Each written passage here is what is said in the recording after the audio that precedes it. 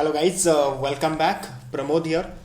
Basically आज जो discussion करने वाले हैं section 92 annual return of the company. देखो बेसिकली बहुत इंपॉर्टेंट सेक्शन है और माइट बी चांसेस यहाँ पर ज़्यादा है कि 4 to 5 मार्क्स का यहाँ पर क्वेश्चन आने के चांसेस ज़्यादा है CMA इंटर लेवल के लिए और CS एग्जीक्यूटिव लेवल के लिए। बेसिकली हम देखते हैं वन बाय वन इसके provision. So guys, what is an annual return? तो एनुअल रिटर्न क्या होते हैं भैया, थोड़ा सा समझ लेते हैं। देखो ये board of directors, company secretary, chartered accountant सब दिख रहे हैं। इसके साथ साथ आपको ये भी समझना इंपॉर्टेंट है कि एनुअल रिटर्न क्या होता है। देखो जिस तरह से हम फाइनेंशियल स्टेटमेंट प्रोवाइड करते हैं, financial statement registrar of company से फाइल करते हैं, उसी तरह से हमें क्या करने होते हैं, एनुअल रिटर्न फाइल करने होते हैं। फाइनेंशियल स्टेटमेंट में हम क्या देते हैं, overall detail of the business, यानी कि कंपनी ने कितना फाइनेंशियल परफॉर्मेंस किस तरह से है कंपनी का, उसका ओवरऑल डिटेल हम देते हैं। मगर एनुअल रिटर्न हम जो प्रोवाइड करते हैं उसमें हम फाइनेंशियल स्टेटमेंट तो प्रोवाइड करते ही है, मगर इसके अलावा नॉन फाइनेंशियल परफॉर्मेंस भी कंपनी का जो भी है, नॉन परफॉर्मेंस जो भी कंपनी कर रही है बिजनेस, उसका भी इन डिटेल में यहाँ पर क्या करते हैं, समराइज फॉर्म में डिस्क्लोजर देते हैं। तो इसको ही हम एनुअल रिटर्न बोलते हैं। सेक्शन 92(1) जिस तरह से हम इनकम टैक्स का रिटर्न फाइल करते हैं उसी तरह से हमें एनुअल रिटर्न भी रजिस्टर ऑफ कंपनी से फाइल करने होते हैं कि आपने किस तरह से अपना बिजनेस लास्ट ईयर में कंडक्ट किया, कितने नंबर ऑफ डायरेक्टर आपकी कंपनी से रिजाइन कर गए या कंपनी से आपके डायरेक्टर को निकाला गया, ये सारा डिटेल में यहाँ पर क्या किया जाता है, एनुअल रिटर्न में सब कंटेंट प्रोवाइड किया जाता है। देखते हैं what is an annual return. Section 92(1) annual return is the most important documents required to be file every company, यानी कि हर एक कंपनी को ये फाइल करना होता है। किसके साथ फाइल करेंगे? खुद का फाइल अपने खुद के कंपनी के साथ नहीं भैया, रजिस्टर ऑफ कंपनीज के साथ ये फाइल करने पड़ेंगे। रजिस्टर ऑफ कंपनी के साथ फाइल करने के बाद उन्होंने बोला है कि financial statement give information on the financial performance of a company, but it is an annual return which give extensive disclosure and greater instant to non financial matters. यानी कि आप कोई भी अच्छी तरह से जो भी फाइनेंशियल परफॉर्मेंस, अगर फाइनेंशियल स्टेटमेंट अगर आपने फाइल किए तो उसमें समझ में आता है कि कंपनी का फाइनेंशियल स्टेटमेंट क्या है, मगर नॉन फाइनेंशियल परफॉर्मेंस को अगर समझना पड़ेगा तो आपको एनुअल रिटर्न ही देखना होगा। ये एक इंपॉर्टेंट बात है। And people behind the management of the company, जिनको समझना है ये एनुअल रिटर्न भी समझ सकते हैं। एनुअल रिटर्न से बहुत कुछ चीजें यहाँ पर क्लियर हो सकती है, इसलिए यहाँ पर कंपनी को एनुअल रिटर्न फाइल करना इंपॉर्टेंट होता है। Its stakeholder to ensure that the company is administrated in a proper way in the interest of its members and creditor। Annual return आप जैसे फाइल करते हो वैसे आपके जो भी कंपनीज है प्रॉपर बिजनेस कंडक्ट कर रही है, इसका एक एश्योरेंस आपके मेंबर्स और क्रेडिटर को मिल जाता है। वो परफॉर्मेंस और एनुअल रिटर्न में जो भी आपने एक्टिविटीज फाइल की है उसके वजह से। उसके बाद annual written content, annual return में क्या होना चाहिए, कैसे होना चाहिए कंटेंट। देखो एक कंपनी है तो कंपनी एनुअल रिटर्न में क्या प्रोवाइड करेंगी। फर्स्ट ऑफ ऑल कंपनी कहाँ पे रजिस्टर है, उसका रजिस्टर ऑफिस कहाँ पे। दूसरी चीज प्रिंसिपल बिजनेस एक्टिविटीज क्या है उसकी।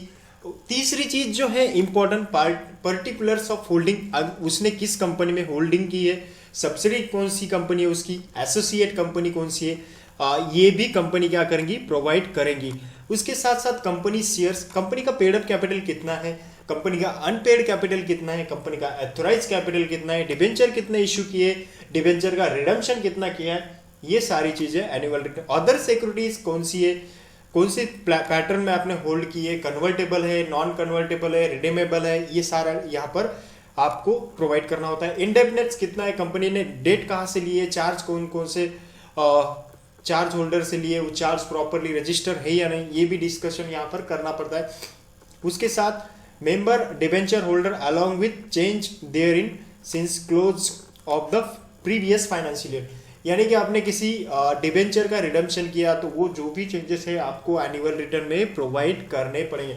उसके साथ साथ आपके प्रमोटर कौन है, आपके डायरेक्टर कौन है, की मैनेजर पर्सन कौन है, along with change there in close of the previous financial year। अगर आपका प्रमोटर चेंज हो गया, डायरेक्टर चेंज हो गया, कोई की मैनेजर पर्सन भी चेंज हो गया, तो भी आपको यहाँ पर उसका चेंज के रीजन और उसका डिस्क्लोजर देना पड़ेगा कि ये लास्ट ईयर में हमारे डायरेक्टर थे, अब इस ईयर में नहीं है, इस जगह पर हमारे नए डायरेक्टर आज अपॉइंट किए गए, उसका जो भी डेट ऑफ अपॉइंट है वो भी प्रोवाइड करना पड़ेगा। आपने मीटिंग ऑफ मेंबर्स और क्लास ऑफ देयर ऑफ कितने मीटिंग ली है, वेरियस कमेटी की मीटिंग कितनी ली है और उसमें अटेंडेंस कितने पीपल्स ने प्रेजेंट थे, ये भी डिस्कशन यहाँ पर आपको एनुअल रिटर्न में क्या करना पड़ेगा, कंटेंट में देना पड़ेगा। उसके साथ साथ अगर आप डायरेक्टर को रेम्यूनरेशन दे रहे हो और की मैनेजर पर्सन को रेम्यूनरेशन दे रहे हो तो वो भी आपको यहाँ पर प्रोवाइड करना पड़ेगा। उसके साथ साथ पेनल्टी और पनिशमेंट इम्पोज ऑन कंपनी। अगर कंपनी ने कोई डिफॉल्ट किया, फ्रॉड किया, डिविडेंड टाइम पर पे नहीं किया, उसकी वजह से कंपनी को जो भी पेनल्टी लग सकती है वो भी वहां पर डिस्क्लोज करनी है। भले आपने पे नहीं की तो भी चलेगा, मगर यहाँ पर आपको बतानी पड़ेगी कि भैया हम पर इतनी पेनल्टी लग गई है। It's director officer detail company का, हाँ आपकी कंपनी ने किया तो चलेगा क्या, हाँ चलेगा। और डायरेक्टर का भी कोई फ्रॉड है, ऑफेंस है, वो भी आपको यहाँ पर देना पड़ेगा। And appeals made against penalty और पनिशमेंट, अगर आपने इसके अगेंस्ट कोई अपील भी की है ना हाई कोर्ट में तो भी आपको देना पड़ेगा, ठीक है। नेक्स्ट इसके साथ साथ एनुअल रिटर्न कंटेंट्स में और matter relating to certification of company disclosure में भी प्रेस्क्राइब। जो भी आपने डिस्क्लोजर यानी कि आपको लगता है कि हमने इस बार एक्विजिशन किया है, हमने इस बार बायबैक किया है, तो उसका प्रॉपर सर्टिफिकेशन और डिस्क्लोजर आपको देना होता है। डिटेल एज में be prescribed in respect of share held by और on behalf of the foreign institutional investor indicating their names. अगर आपकी कंपनी में कोई फॉरेन इंस्टीट्यूशन इन्वेस्टर है, उनका नेम, एड्रेस और उन्होंने कितनी सिक्योरिटीज आपके यहाँ पर होल्ड की है, उसके साथ साथ कंट्रीज ऑफ, अगर आप बाहर जाकर आप खरीदी कर रहे हो, कुछ शेयर्स वगैरह होल्ड कर रहे हो, तो उस सिचुएशन में आपको कौन सी कंट्री में ये कर रहे हो, आप होल्ड कर रहे हो, इसका भी डिटेल देना चाहिए आपको।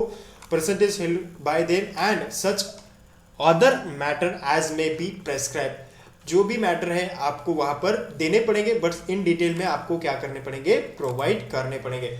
अब इंपॉर्टेंट बात आती है, हमने तो कंटेंट देख लिया भैया एनुअल रिटर्न का, signing and certification of the annual return. देखो ये कौन है, कंपनी सेक्रेटरी, और ये कौन है, डायरेक्टर। तो आपको समझ में आ रहा है मैं क्या बोल रहा हूँ? हाँ, एनुअल रिटर्न की signing off annual return section 92(1) में साइनिंग अथॉरिटी किसके पास है देख लेते हैं जरा।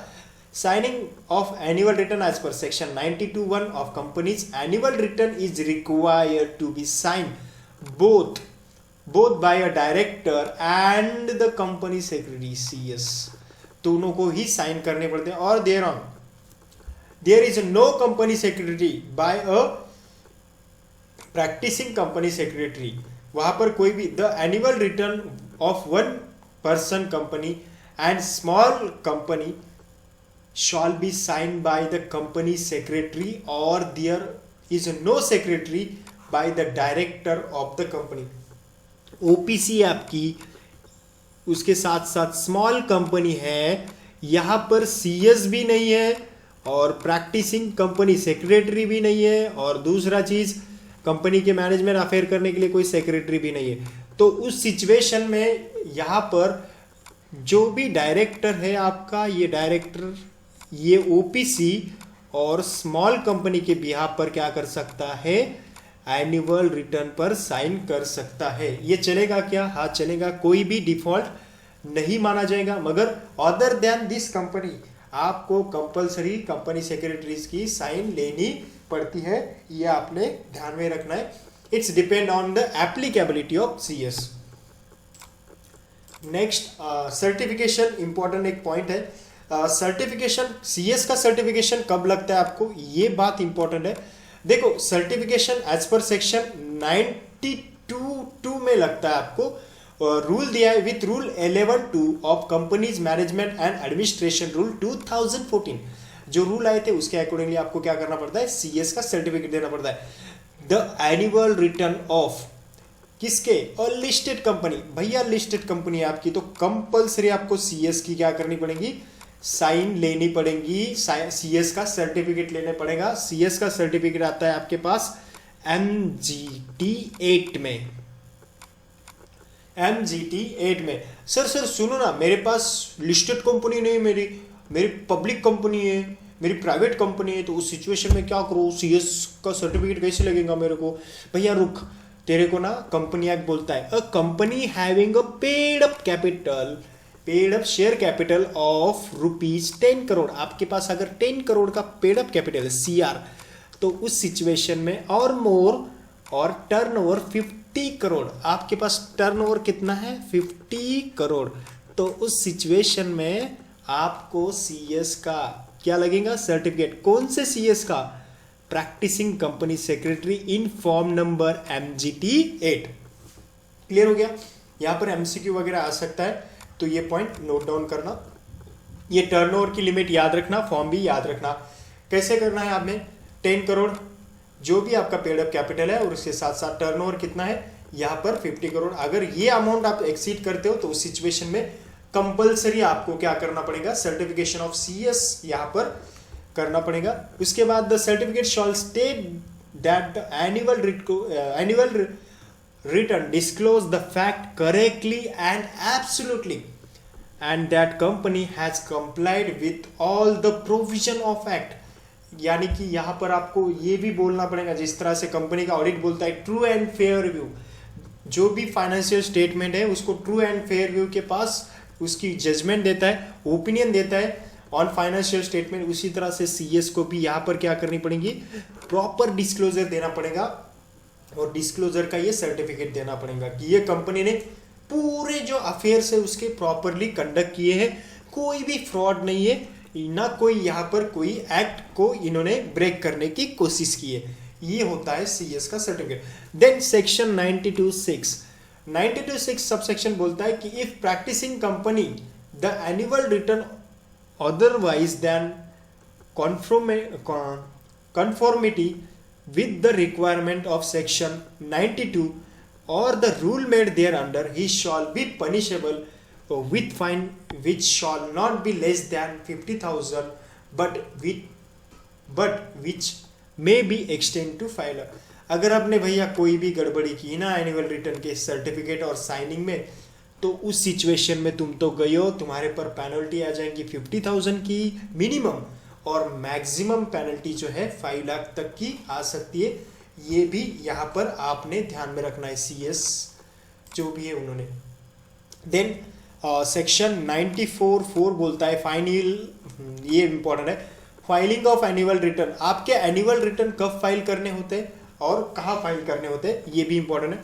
देखो ये एनुअल रिटर्न है आपके, ये फाइल करने होते हैं जनरल मीटिंग से। आपकी जनरल मीटिंग आपने जब ली, वहां से आपको एनुअल रिटर्न फाइल करने पड़ते हैं within 60 days. Date of annual general meeting से आपको क्या करना पड़ता है? Within 60 days. कौन से? Date of annual general meeting से 60 डेज में आपको क्या करना पड़ता है? एनुअल रिटर्न फाइल करने पड़ते हैं। देखो, the return has to be filed with register of company within 60 days from the date of annual general meeting AGM if annual general meeting is not held in any year। अगर आपने किसी भी years में annual general meeting नहीं held की, तो उस situation में जो भी डेट आ रही है AGM की, तो उस डेट से आपको क्या करना पड़ेगा?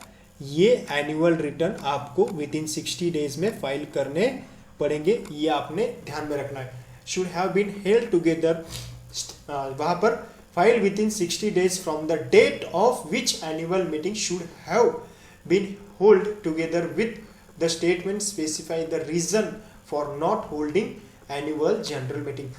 बहुत से स्टूडेंट यहाँ पर जल्दबाजी क्या करते हैं, annual return should be filed within 60 days from the date of annual general meeting.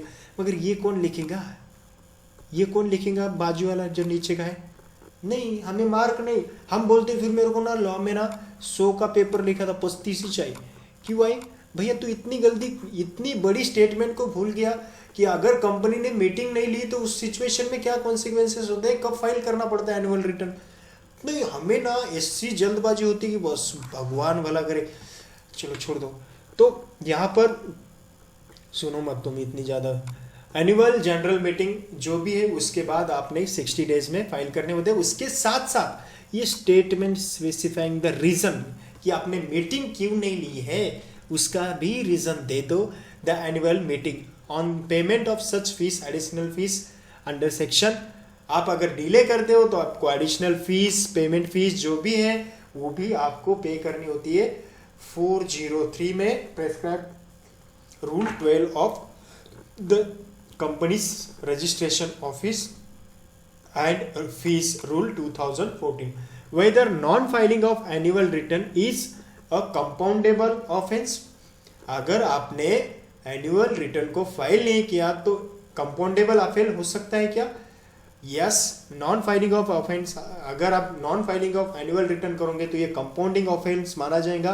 The permission of the special court in accordance with the procedure laid down in the code of the criminal procedure section 1973 compounding of offence, ये आपको consider किया जाएगा। उसके साथ साथ extract of annual return in form MGT 9। ये extract annual return क्या होते हैं थोड़ा समझ लेना, और इसको फॉर्म MGT 9 में आपको फाइल करना पड़ता है। देखो, annual return in form MGT 9 extract of the annual return which shall be part of board report. जो भी एक्सट्रैक्ट एनुअल रिटर्न होते हैं ये part of the board report होते हैं। Shall be sign by chairperson of company if he authorized by board to do so, or where he is not so authorized by at least 2 directors of who shall be managing director, or by the director where there is a one director as per section 134C। Sir बताओ ना, कुछ भी नहीं समझा। अरे भैया सुन, जो भी तुम क्या करते हो, सेक्शन 1 बोर्ड रिपोर्ट फाइल करते हो, ये बोर्ड रिपोर्ट को क्या कंसीडर किया जाता है? ये बोर्ड रिपोर्ट कब कर एनुअल जनरल मीटिंग होती है आपकी, तो उसके विदिन 30 उसके बाद ही आपको बोर्ड रिपोर्ट प्रिपेयर करना होता है। और जब ये बोर्ड रिपोर्ट प्रिपेयर करते हो और ये बोर्ड रिपोर्ट आपका फाइल करते हो ROC के साथ, तो उसको क्या बोला जाता है? एक्सट्रैक्ट। बोलो, annual return. Extract annual return बोला जाता है, वो फाइल किया जाता है MGT 9 में। तो आप यहां पर ध्यान देना है, इस पर साइन जो लगेगी, आप एक बार 134 सेक्शन देखोगे बोर्ड रिपोर्ट का तो उसमें यही लैंग्वेज है, कोई डिफरेंस नहीं है। वो सेक्शन एज इट इज यहाँ पर कॉपी पेस्ट मारा है इन्होंने, बस नाम दिया है एक्सट्रैक्ट, डराने के लिए आपको। ये एक्सट्रैक्ट क्या होता है? कुछ नहीं होता है। ये देखो, extract of annual return in form MGT 9, extract of the annual return which shall be the part of the board report shall be sign by the chairperson. Okay, chairperson sign करेगा बोल रहे हैं ऑफ द कंपनी। वाह वाह। उसके बाद if he is authorized by board to do so, अगर board of director authorise है तो बोर्ड ऑफ डायरेक्टर कर सकते, और where he is not so authorize, यानी कि वो ऑथराइज नहीं है, तो by at least 2 director, one of whom shall be managing director, or by the director where there is where there is a one director as per section 134। यहाँ पर आपके जो एनुअल रिटर्न के प्रोविजन है ये यहाँ पर खत्म हो गए। एनुअल रिटर्न जब फाइल करते हो तो एनुअल रिटर्न के लिए 4 फॉर्म लगते हैं आपको। MGT 9 for extract annual return, MGT 8 for CS certificate, कब 10 crore paid up share capital है और 50 करोड़ टर्नओवर के बेसिस पर। उसके साथ साथ MGT 7 ये एनुअल रिटर्न के लिए लगता है। ये 3 फॉर्म आपको लगते हैं। एनुअल रिटर्न का जो भी प्रोविजन है, एनुअल रिटर्न आपको कब फाइल करने होते हैं? AGM अगर आप लेंगे तो भी चलेगा, नहीं लेंगे तो भी चलेगा, और AGM और डेट ऑफ AGM से आप क्या कर सकते हो, 60 डेज में आपको एनुअल रिटर्न फाइल करने होते हैं। That's is a provision of section 92। I hope आपको अच्छे से समझ में आए होंगे। अगर नहीं समझे तो आप मुझे कमेंट बॉक्स में कमेंट करना। अगेन मैं ये वीडियो का एक्सप्लेनेशन इन डिटेल में आपको दे दूंगा। चलो guys, take care, bye bye, see you, thank you for watching my video.